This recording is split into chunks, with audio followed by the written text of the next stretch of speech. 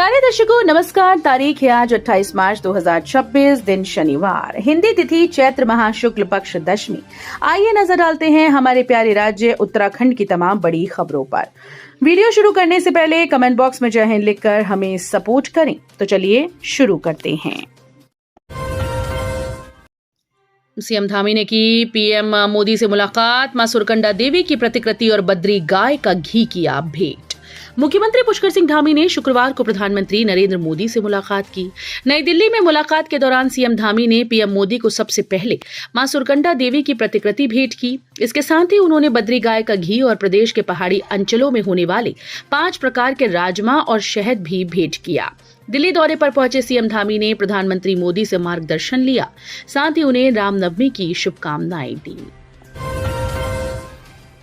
उत्तराखंड में 24 घंटे भारी, सभी 13 जिलों में तबाही मचाएगी बारिश, पहाड़ों में बर्फबारी होगी, अलर्ट जारी।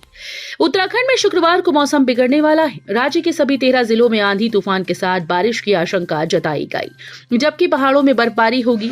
मौसम विभाग ने इसके लिए येलो अलर्ट जारी किया। ऐसे में तापमान में गिरावट दर्ज की जा सकती है। 28 मार्च को उत्तराखंड के 5 जिलों में मौसम की चेतावनी जारी की गई। इस दौरान 3300 मीटर से इससे अधिक ऊंचाई वाले क्षेत्रों में बारिश और बर्फबारी होगी।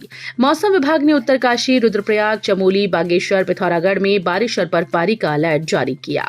इसके चलते प्रदेश भर में लोगों को ठंड का एहसास होगा। उत्तराखंड कांग्रेस के दिग्गज नेता ने रखा मौन उपवास, बोले 15 दिनों तक राजनीति और मीडिया से रहेंगे दूर। कांग्रेस पार्टी के वरिष्ठ नेता और उत्तराखंड के पूर्व मुख्यमंत्री हरीश रावत ने नवरात्रि के दौरान शुक्रवार को देहरादून स्थित डिफेंस कॉलोनी में अपने आवास पर बिजली और पानी की लगातार बढ़ती जा रही दरों के खिलाफ सांकेतिक मौन उपवास रखा। हरीश रावत ने कहा कि नवरात्र के अवसर पर उनका ये सांकेतिक मौन व्रत उन लाखों लोगों को समर्पित है जो बिजली और पानी की लगातार बढ़ती जा रही दरों से परेशान हैं। पूर्व मुख्यमंत्री हरीश रावत ने कहा कि फिलहाल बिजली और पानी की दरें इस सीजन में बढ़ी नहीं हैं, उसके बावजूद आम उपभोक्ता पहले से ही इस समस्या से जूझ रही है।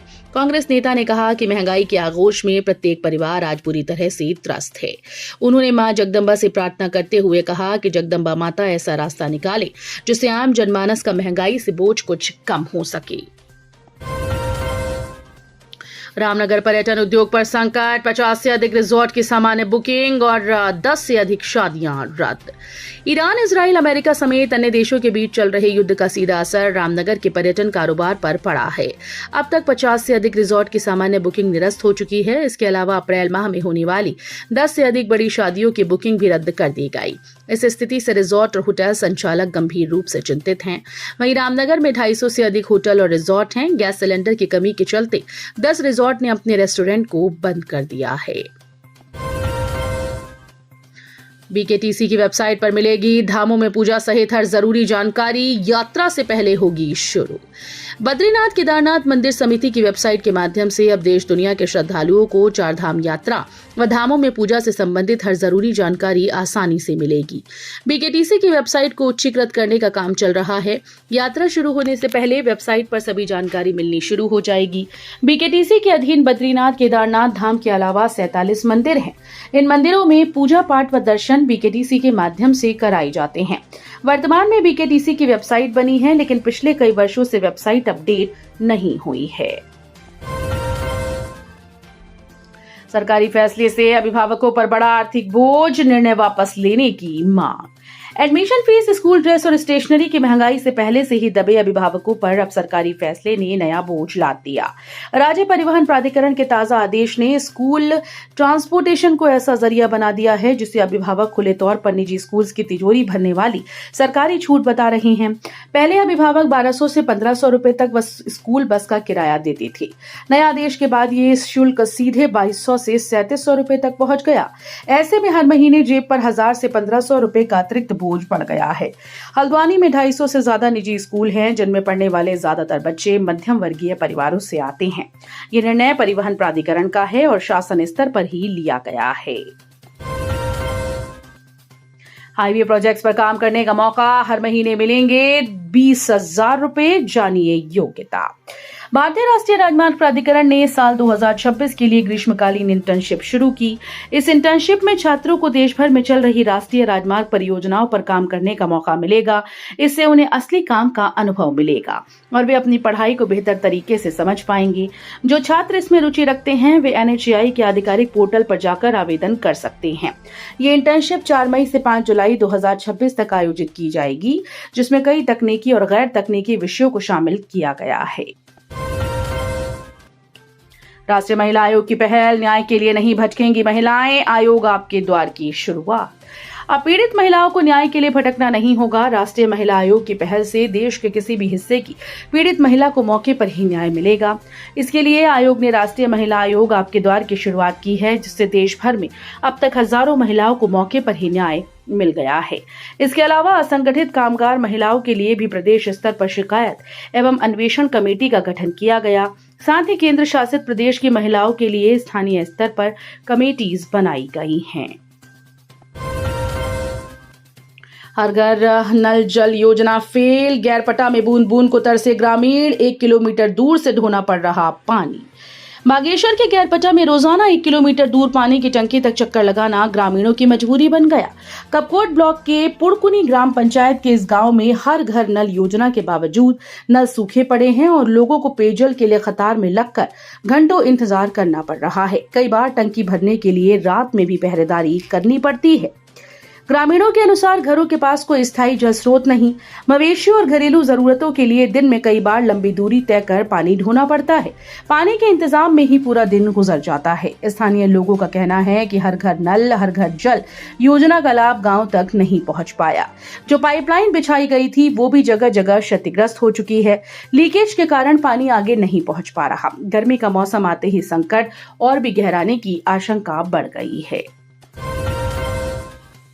पिथौरागढ़ देहरादून रूट पर विमान सेवा शुरू, 12 घंटे का सफर सिर्फ 45 मिनट में होगा तय। आखिरकार पिथौरागढ़ देहरादून रूट पर 7 महीने से बंद विमान सेवा फिर से बहाल हुई। अब सीमांत के लोगों को 12 घंटे की थकावट भरे सफर से मुक्ति मिलेगी। सिर्फ 45 मिनट में यात्री देहरादून और पिथौरागढ़ के बीच आवाजाही कर सकेंगे। शुभारंभ पर विमान में सिर्फ खास ने सफर किया। आम लोग इसमें मंगलवार से सफर कर सकेंगे। रामनवमी पर पिथौरागढ़ देहरादून के बीच विमान सेवा बहाल हुई। देहरादून में सीएम पुष्कर सिंह धामी ने इस रूट पर 42 सीटर विमान सेवा का शुभारंभ किया। बद्री केदार मंदिर समिति के CEO पद पर जिलाधिकारी रुद्रप्रयाग को दिया गया अतिरिक्त प्रभार।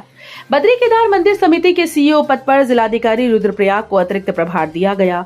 अगले माह से शुरू हो रही चारधाम यात्रा के लिए बद्री केदार मंदिर समिति में नए मुख्य कार्याधिकारी CEO की नियुक्ति के लिए कवायद हो रही थी। BKTC के CEO विजय थपलियाल की प्रतिनियुक्ति समाप्त करने के बाद से पद खाली था। 19 अप्रैल से चारधाम यात्रा शुरू हो रही है। 22 अप्रैल को केदारनाथ व 23 अप्रैल को बद्रीनाथ धाम के कपाट खुलेंगे। कैसे स्वच्छ हो गंगा, करोड़ों खर्च कर 21 STP बनाए पर घरों से नहीं जोड़े, सिस्टम की खुली पोल। गंगा की स्वच्छता के लिए सरकारों ने करोड़ों खर्च कर दिए। 21 सीवेज ट्रीटमेंट प्लांट ऐसे बनाए जिनसे आज तक घरों की सीवर लाइन जोड़ी ही नहीं गई। इसमें भू धसाव से जूझ रहा ज्योतिर्मठ भी शामिल है, जिसका एक कारण पानी का जमीन के अंदर जाना भी माना गया है। नमामि गंगे की ऑडिट रिपोर्ट में गंगा के तटवर्ती शहरों में सरकार की इन योजनाओं की सुस्ती सामने आई। ज्योतिर्मठ में 3.78 MLD क्षमता के 2 STP बनाई गई। पिथौरागढ़ पहुंचे राज्यपाल गुरमीत सिंह, पूर्व सैनिकों की रैली में बढ़ाया हौसला, पर्यटन व स्वरोजगार पर दिया जोर। पिथौरागढ़ में उत्तराखंड के राज्यपाल सेवानिवृत्त lieutenant general Gurmeet Singh Panchshul brigade की 12 कुमाऊं में भारतीय सेना की तरफ से आयोजित पूर्व सैनिकों की रैली में भाग लेने पिथौरागढ़ पहुंचे। नैनी सैनी एयरपोर्ट पर पुलिस जवानों ने उन्हें गार्ड ऑफ ऑनर दिया। सैन्य क्षेत्र में पहुंचने पर सेना के अधिकारियों ने उनका स्वागत किया। यहां उन्होंने जोरावर साइकिल रैली को झंडी दिखाकर सम्मान किया। इसके बाद उन्होंने पूर्व सैनिकों का हौसला बढ़ाया। उन्होंने कहा कि पूर्व सैनिक सबसे अच्छा नीति निर्माता और नेतृत्वकर्ता होता है। 1 अप्रैल से चलेगा PSIR का सघन मैपिंग अभियान। 85% मतदाताओं की BLO मैपिंग हुई पूरी। उत्तराखंड में 85% मतदाताओं की BLO मैपिंग पूरी हो गई। इसके बाद अब 1 अप्रैल से PSIR का सघन मैपिंग अभियान चलेगा। अपर मुख्य निर्वाचन अधिकारी डॉक्टर विजय कुमार जोगदंडे ने शुक्रवार को सचिवालय स्थित मीडिया सेंटर में प्रेस वार्ता में ये जानकारी दी। उत्तरकाशी में कुत्तों का आतंक, 18 लोगों को नोच नोच कर काट खाया, क्षेत्र में दहशत का माहौल। जनपद उत्तरकाशी से दिल दहला देने वाली घटना सामने आई, जहां नगर क्षेत्र में लवारिस कुत्तों ने 18 लोगों को काट खाया। हमले में घायलों को तुरंत अस्पताल पहुंचाया गया, लेकिन वहां भी अव्यवस्था देखने को मिली। मिली जानकारी के अनुसार यह घटना जोशियाड़ा कस्बे में हुई।